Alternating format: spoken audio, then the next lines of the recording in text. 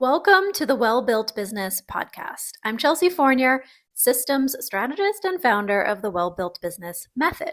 Now, I'll be honest, operations isn't the flashiest part of entrepreneurship. It's not the thing people usually want to focus on, but it is what will keep you in your zone of genius and away from burnout, especially if you are a service provider business owner. But if you've hit a point where you realize structure, clarity, and clean systems are what actually unlock sustainable growth, you're in the right place. Each week, we talk about what it takes to build a business that supports your life, not one that constantly drains it. I'm really glad you're here. Let's dive in. So this is an episode introducing the first pillar of my Well-Built Business Method in greater detail. If you missed episode 1, I went over the 6 pillars of systems that make up the complete body of work of how I see systems, the different nuances and areas of your business that can be systematized. You might not have even thought about areas that I covered in episode 1, but time and time again, the one that people want support in creating a system around first is marketing and visibility. Now, I feel this is because for most experts and business owners, given the opportunity, this is the first thing they would love to actually get off their plate, right? It's often the thing that we know it has to happen. We need to have more eyeballs seeing what we're doing, or more listeners, right, on podcasts, listening to what we're doing to grow our audience, to nurture our audience, and to help ideal clients step into our world and know what offers they could be working with us in, or how to book a session, right? All those things. So the marketing and visibility needs to be there. And this is probably the area of systems where there is the most hype and the most opportunity that you are probably seeing, where people are pitching you, right? Either through their just marketing and social media, or maybe some cold pitches as well of, hey, I could take this off your plate, right? As soon as you put out a YouTube video on a new channel, there is someone messaging you saying, oh, I saw your channel and I could optimize it, and this is what we could do. So there's always people, experts, freelancers, who are going to point out that one thing they could solve for you, and your marketing and visibility could change everything. And it's very exciting. It can be very much a shiny object. And for myself, and I would say most of my clients, it's where too early or too, I'm going to say immature of a hire, not that the person you would hire would be immature, but that your systems haven't quite matured to be ready to be taken over by somebody else. That's where a lot of times people feel burned, and they feel like, I'm just not good at hiring, or maybe you're too nervous to even be hiring out anything around visibility and marketing for a couple reasons. One, you might not know how to systematize and delegate. 2, and this is really common, you're worried that nobody else will be able to capture your voice or care about your work as much as you do, and make sure that you need to be represented with integrity in your marketing and visibility. 100% with you on that as well. And the third one, and I'm going to share a specific story that kind of spurred the brainstorm for this episode today. A third one is that it can just be so hard to find someone who's going to have the same work ethic or work as quickly as you, because you are the heart, you are the pulse, you are the entire knowledge bank of your business. And that's incredibly challenging to ask someone to just hop into and work as quickly as you, okay? So I want you to stay with me on this episode, whether you actually have someone that you're working with in marketing, and this is going to help you tighten up just thinking about some of the challenges that you might be facing to normalize it. And then over the course of the next couple episodes, I'm going to give you some solutions. But I also want you to start thinking about this, even if you're the one doing all of your marketing and all of your visibility. Because here's the truth I want you to step into fully. That when you are creating systems, it is just as important to systematize for you, for yourself, as a solopreneur, to make things more efficient, more systematic, right? And so that eventually, if you get to a place where you do want to bring someone in, you can train them on what you've been doing. Now, before we dive into marketing and visibility challenges specifically, I'm going to share just an ethos that I personally have. And I truly believe it has served me well. When I was, if you don't know this about me, I was a full-time attorney. So in 2008, I graduated from law school and I practiced law full-time. And my first job was with a fairly large regional law firm based out of Maine, and it had some offices in Massachusetts, New Hampshire. I was working in the Portland, Maine office, and there was one partner there who really took attention to me, wanted to foster me in getting my feet wet and knowing how to work all of a sudden in this law firm setting, right? So I was 24 years old when I graduated from law school and was sworn into the bar, and I was assigned an assistant who was actually older than me, not by much, but she was older than me. And she'd been at the law firm for, I think, at least a decade. She was lovely, great energy, such a great match for me. But I had never a day in my life delegated something to anyone. And the partner said, what's really important, you can look at Morgan, was her name. You can look at Morgan and know, oh, she knows our systems. She knows our filing naming functions. Like, she's been here for a decade. I can really lean on her, which is great. But he said, never delegate something completely to her that you don't know how to check the work very quickly and make sure it's being done correctly, because at the end of the day, it is your name going out on that. And especially in the law, that can definitely have big ramifications. Quick pause. If you're enjoying this conversation, you will love the Well-Built Business Buzz. It's my free weekly newsletter where I share practical systems, behind-the-scenes decisions, and the operational shifts I'm making in real time and sharing for your benefit. You can join through the link in the show notes. Now, let's get back to it. But I have taken that to heart in how and why I create systems in my business. Because if it's something that I'm going to do repetitively and it's not something that I really feel like I can or I'm ready to, either because I don't want to pay the money or I just don't feel like it's the right thing to hand off to someone, then I want to be as efficient as possible in how I am using my time doing it. And if it's something I think I might want to hand off soon, then I for sure want to be as meticulous as possible in documenting exactly what I want done. And if it's something that I'm like, I might eventually, oh gosh, when my business is doing a certain milestone, like I might hire someone to do that part. And even if I just have some brainstorms around what that job description will be in the future, I will have a place to put that. Okay. But I want to bring this back to the marketing and visibility because I truly believe it's one of the hardest areas of your business where you are an expert, you are a service provider, you're the person that people want to look at your marketing and then and feel like they match, right? Like that integrity, maintaining your reputation, just making sure everything is to a standard that you care about. This area of your business will shine a light on the gap in systems faster than anything, because if anything's off, you're not going to be able to delegate, or things are not going to be able to get faster and you're just going to be frustrated.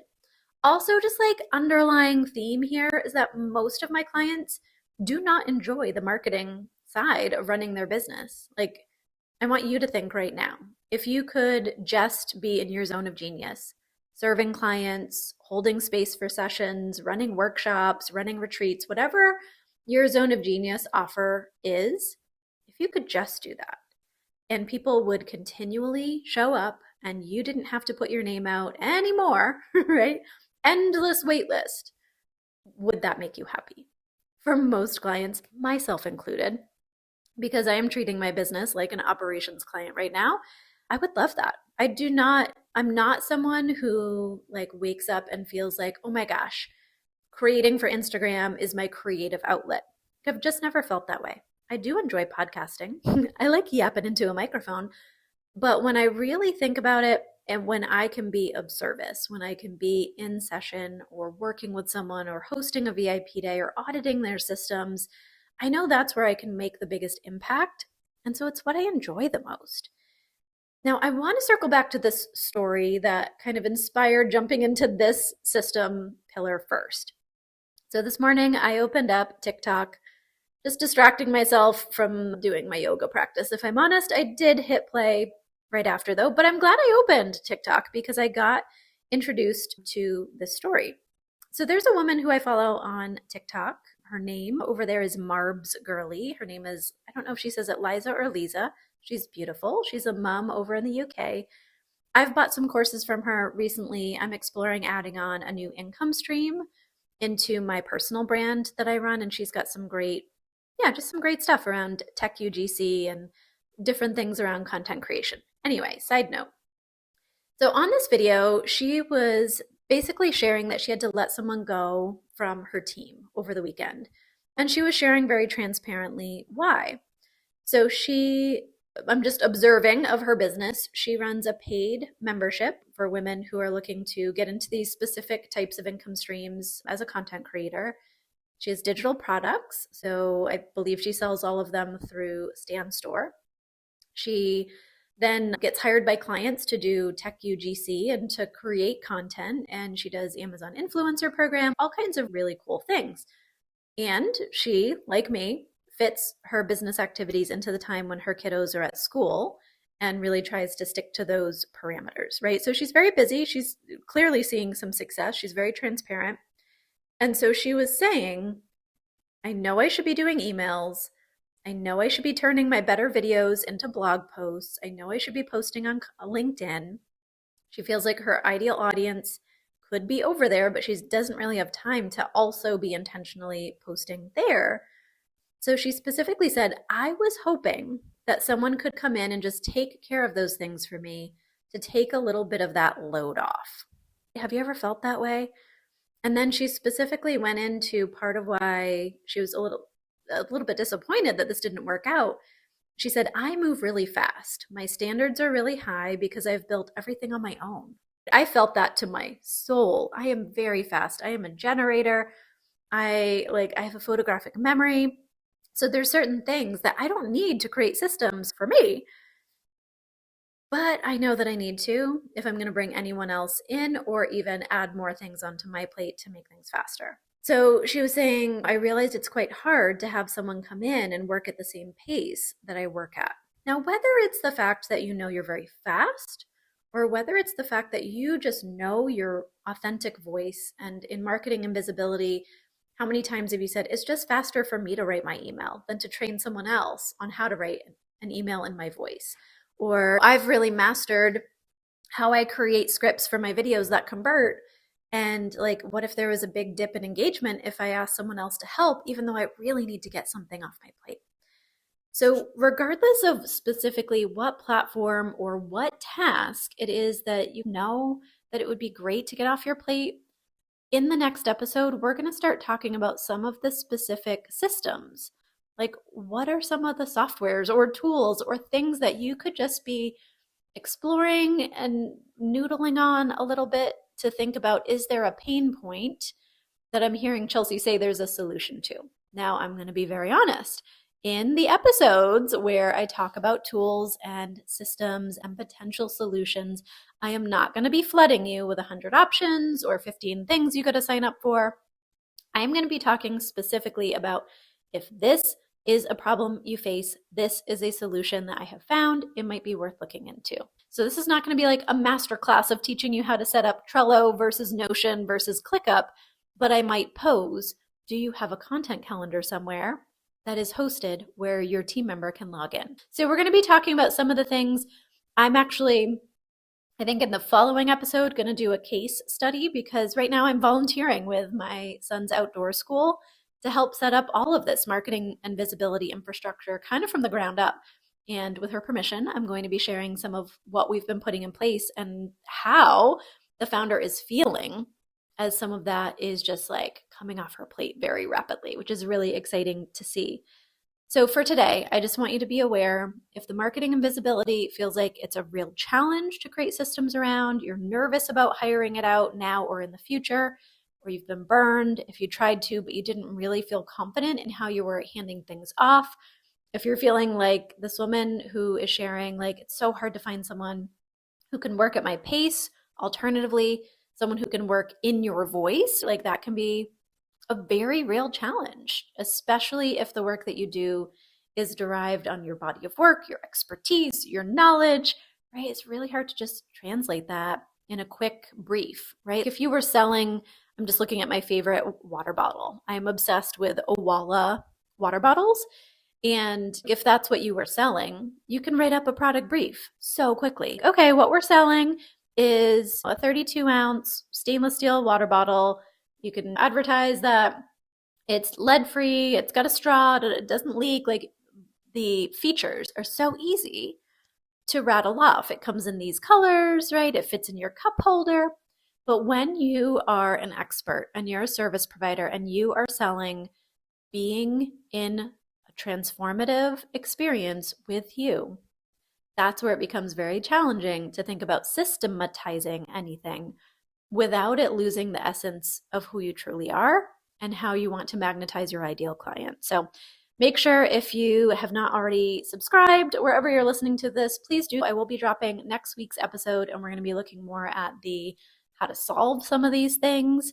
But for today, I just want you to start thinking about what challenges are you feeling either in implementing the plan that you currently have for marketing and visibility for your business, what recurring issues are coming up, what's taking way longer than you think it should, whether you're doing it or a virtual assistant or an online business manager. Are there a couple things that you're already identifying you would love to solve? If you are listening to this and you're like, Chelsea, I am taking notes, I'm super clear, this was the reminder I needed to reprioritize fixing the operations in my XYZ, right? Love that for you. If you feel capable and now motivated to go finish something in supporting your operations, I love that. And if you're sitting here realizing that this is opening up a lot of questions for you and you really need some guidance in the area of business systems and operations so that you truly can build a more sustainable experience of running your business, that's where I come in. So if you are a solopreneur needing clarity and wanting some support on how you make decisions, how you decide what your top priority is, how you set goals for your business, how you start to create action plans that are going to realistically fit into the time that you have to run your business, all of that is what we do together in a Rooted VIP Day. We blend a portion of the time being dedicated towards energetic clarity and the rest of the time together like, I am your operations person, so let's figure this out. We do that over the course of a half-day VIP day. You get beautiful deliverables, business plan, Canva, like all these really cool things hit your inbox a couple days after our call that you can then run with. But if you have a team or complexity, you have some of these systems half built out, or you have some pain points that you're really seeing. Maybe a virtual assistant is not performing how she used to, and you're wondering, like, could a system and some documentation like better support her? I'm not sure, right? For any of those reasons, if you want to identify your highest return on investment system to be overhauling and really improving, that's what a business systems audit is. We look at every one of the 6 system pillars of the well-built business method. We identify the top 2 that would be the best return on investment to buy back your time or to save you money. And we make a short plan of what would need to happen to improve both of those top priority systems. So if you are needing someone to really bounce ideas off of, make sure that you are allocating your personal time to fix these things, or where you're going to hire someone to fix these things, to put it in the most appropriate kind of corner of your business. That is a business systems audit. So if either of those is of interest, of course, there's some links down below in the show notes. You can reach out to me. We can even have a conversation about which would be more appropriate based on where you're at. And as always, I hope that you got a ton out of this episode, even in and of itself. And we'll be back next week to further the conversation around marketing and visibility infrastructure. If this episode supported you in some way, opened your mind, got you brainstorming, I would genuinely appreciate if you left a review. It helps more founders who are ready for this level of work actually find the show. And if someone specific came to mind while you were listening, send it to them. The best businesses are built in rooms where people share what's actually working with each other. If you do share this episode onto social media, I'd love to see your takeaway, so make sure to tag me, Well Built Business, on most accounts so I can connect with you and reshare it. The Well Built Business podcast isn't about doing more, it's about building better. And I'm really glad you're here. I'll see you next week.